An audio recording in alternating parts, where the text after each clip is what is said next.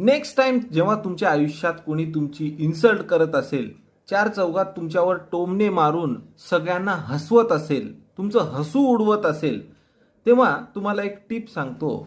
याने त्याचं तोंड कसं बंद करता येईल ते तुम्हाला समजेल. जर उदाहरण द्यायचं असेल की अरे बघ तुझं पोट किती वाढलंय, किती जाड झालायस, असं जर तुम्हाला कोणी म्हटलं तर तुमची पहिली रिॲक्शन असते की अरे कुठं वाढलं, काय रे तुला काय म्हणायचं होतं, हा तुला म्हणायचं तरी काय होतं, असं त्याला जाब विचारणं, ही तुमची पहिली रिॲक्शन असते. पण ही रिॲक्शन तुम्हाला द्यायची नाहीये. या उलट तुम्हाला त्याच्यासोबत ॲग्री करायचं आहे. जेव्हा कोणी म्हणेल अरे बघ तुझं पोट किती वाढलंय आणि सगळे हसले वा हा हा हा हा करत, मग त्याला म्हणायचं की अरे हो रे खरंच माझं पोट वाढलंय यार, आता मला कमी करावं लागतंय, आता मला कमी करावं लागेल बरं का.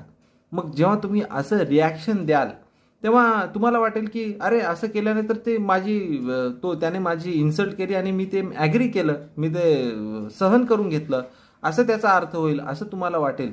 पण तसं नाही आहे मित्र हो.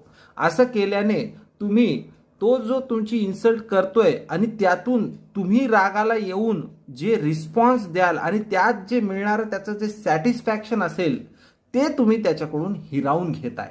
जेव्हा तुम्ही त्या इन्सल्ट करणाऱ्यासोबत ॲग्री होता आणि म्हणता की हो माझ्यात हे दोष आहेत, थँक्यू मला ते नोटीस केल्याबद्दल, जेव्हा तुम्ही असं ॲग्री होता तेव्हा त्याने इन्सल्ट केलेली असेल पण त्याला त्याच्यातून सॅटिस्फॅक्शन मिळणार नाही.